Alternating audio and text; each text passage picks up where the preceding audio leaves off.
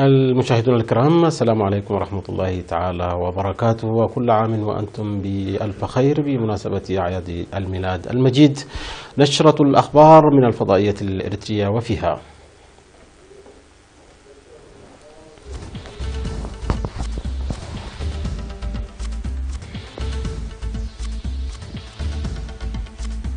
البلاد تحتفل بعيد الميلاد المجيد. تقييم العملية التنموية في المنطقة الغربية. ارتياح للخدمات الاجتماعية في ابن حيلي. مساع عربية لإقناع الأمم المتحدة بالاعتراف بدولة فلسطين.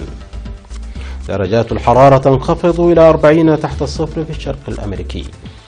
وانطلاقة مبهرة لمهرجان الجليد في الصين.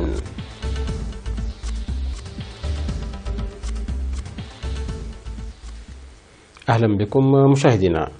نظم احتفال بمناسبة عيد الميلاد المجيد لأعضاء الدفعة 31 للخدمة الوطنية بتعاون وزارة الإعلام ومركز تدريب الخدمة الوطنية في ساوا.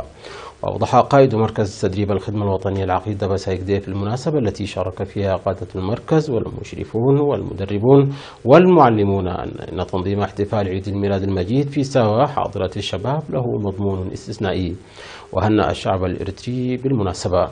وأحيت الحفل الذي استمر لساعتين فرقة ساوا الفنية وفنانين كبار. عقد في مدينة بارنتو اجتماع في 4 يناير الحالي لتقييم العمل الذي قام به المواطنون والجيش وشركتي سجن وبده للإنشاءات ومركز تدريب قوات الدفاع ومؤسسة الغلال والمواشي وإدارة الإقليم وجهات أخرى في المنطقة الغربية للتصدي والتنمية لعام 2017 وبحث برامج عمل عام 2018. وأشار التقرير المقدم في الاجتماع الذي إلى تنفيذ أعمال بناء وصيانة السدود والحفائر والآبار والجسور والطرق ومؤسسات الخدمات الاجتماعية ومشاريع المياه وغيرها بمشاركة أكثر من 165 ألف شخص وتكلفة مادية بلغت حوالي 49 مليون ناقفة. وأوضح منسق المنطقة الغربية للتصدي والتنمية العميد تخلق بلاي في المناسبة أن العمل كان ناجحا من حيث التنسيق والعمل المشترك وتمهيد الأرضية لحل النواقص والتحديات بالقدرات الذاتية، مشيرا إلى أن التجربة الثرة المكتسبة ستؤدي إلى تنفيذ أفضل وسلس للبرامج المستقبلية. ودعا الإدارات للعمل بالتركيز في العام الجديد لإعادة توزيع الأراضي الزراعية ومعالجة انتهاكات القانون وصيانة وتحسين مؤسسات الخدمات الاجتماعية والتشجير وتطوير المحميات والإنتاج الزراعي، معربا عن ثقته لتضافر جهود المؤسسات المختصة لتنفيذ فاعل لحزمة برامج التنمية. هذا وتنسق المنطقة الغربية للتصدي والتنمية كافة مجالات الزراعة والبنى التحتية والشؤون الاجتماعية والسياسية في إقليم القاش بركة. أوضح سكان مديرية ابن حيلي في الاجتماع الذي عقدته إدارة المديرية بأن برامج التنمية الكبيرة الجارية بتعاون الشعب والحكومة أثرت إيجابا على حياتهم.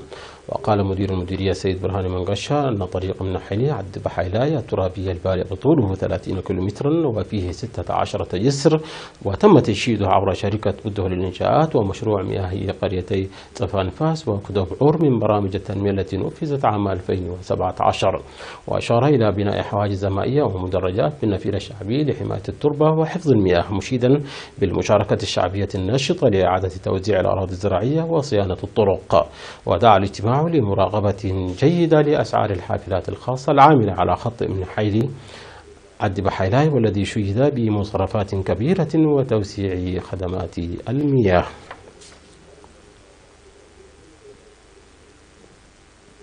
أعلن مدير مديرية فورت ساوا السيد أبو بكر محمود بأن مشاركة المرأة في التعليم في تزايد ملحوظ في المديرية.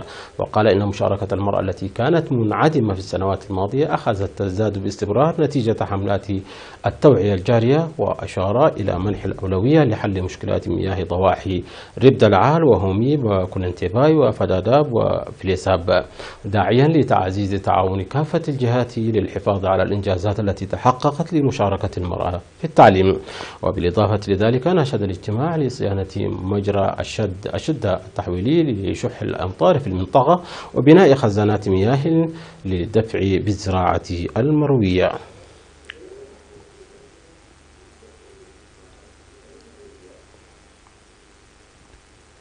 قدم أصحاب المؤسسات التجارية في مدينة دوبار ومبلغ 21,000 نقطة لمساعدة الأيتام والمحتاجين. وأوضح أصحاب المتاجر أن مساعدة الأيتام والمحتاجين مسؤولية الجميع وليست مهمة الحكومة وحدها. وقال مسؤول مكتب وزارة العمل والرعاية الاجتماعية في مديرية دوباروا سيد فسهاي وردي خلال تسليم الدعم أن السكان عامة والتجار خاصة ظلوا يقدمون الدعم باستمرار للأيتام والمحتاجين. وأشار إلى تقديم الدعم المالي والماشية للمواطنين الذين تواجههم مصاعب مماثلة، موضحا عن وجود برامج لتقديم الدعم بما يؤدي لإيجاد مصدر دخل ثابت.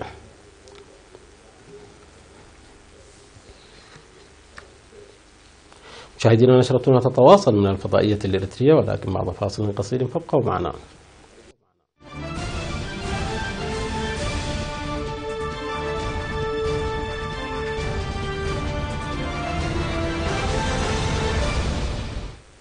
وفي الشأن العالمي، قال وزير الخارجية الأردني أيمن الصفدي أن الدول العربية ستبدأ مساعٍ دبلوماسية لإقناع الأمم المتحدة بالاعتراف بدولة فلسطينية تكون عاصمتها القدس الشرقية على حدود ما قبل عام 1967.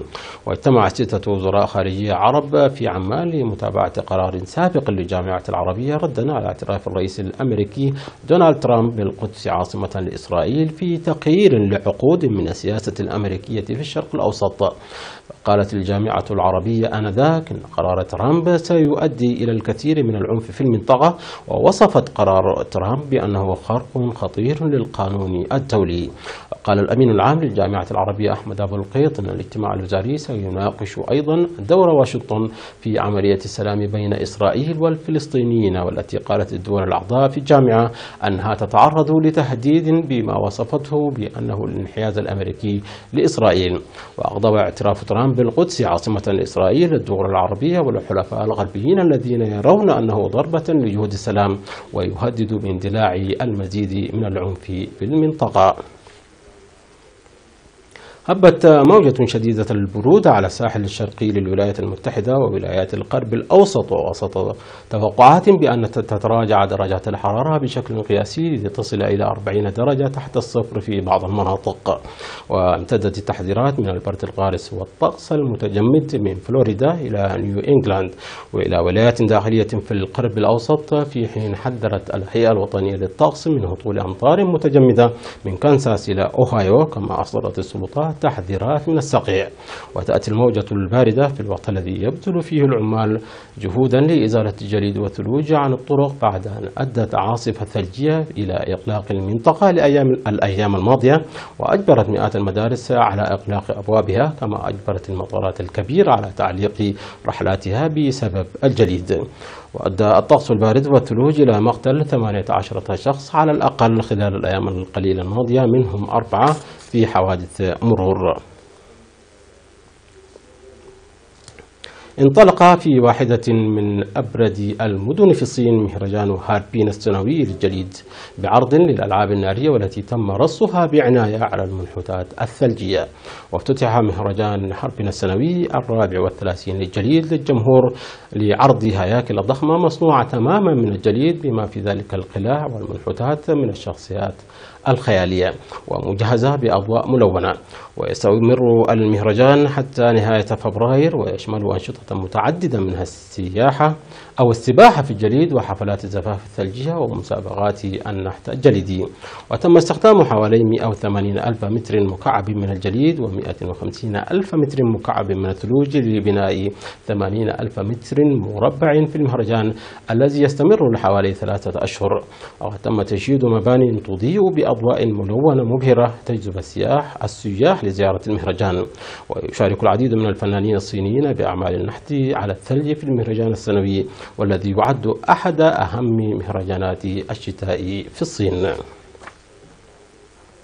احتشد عدة آلاف في مكسيكو سيتي للحصول على نصيبهم في روسكا دي ريز، وهي فطيرة عادة ما يتم تناولها في الأعياد.